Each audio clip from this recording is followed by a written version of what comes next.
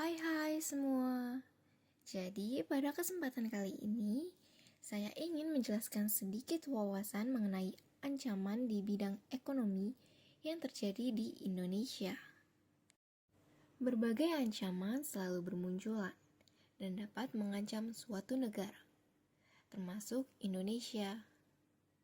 Salah satu ancaman yang kerap muncul dan harus diwaspadai adalah ancaman di bidang ekonomi. Berikut ini adalah beberapa kasus ancaman di bidang ekonomi yang terdapat di Indonesia. Yang pertama adalah kasus banjir barang impor. Kedatangan barang-barang dari luar negeri akan menyebabkan menurunnya peminat akan produk lokal.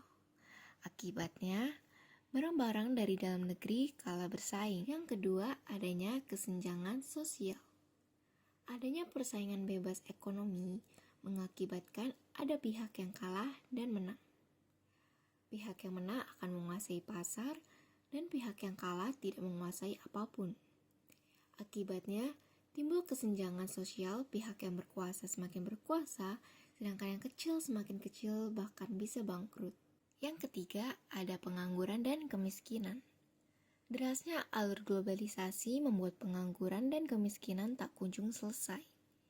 Lapangan kerja yang tidak mencukupi untuk semua orang membuat banyaknya pengangguran.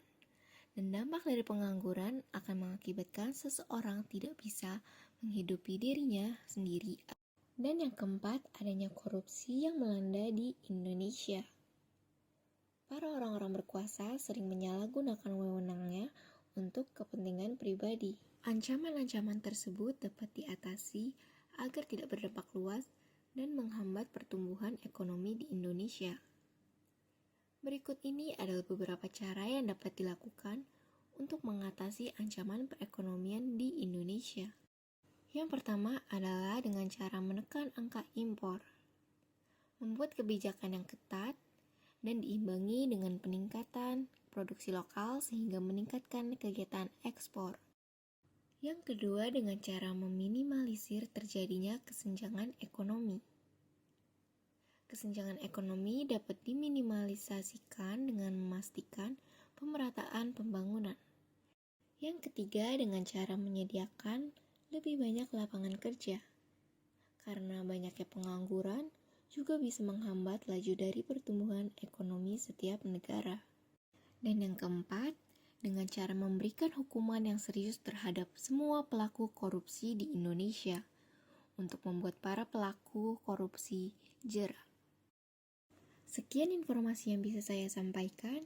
Semoga dengan informasi ini kita semua mempelajari sesuatu dan kedepannya bisa terus memperbaikinya. Terima kasih sudah mendengarkan.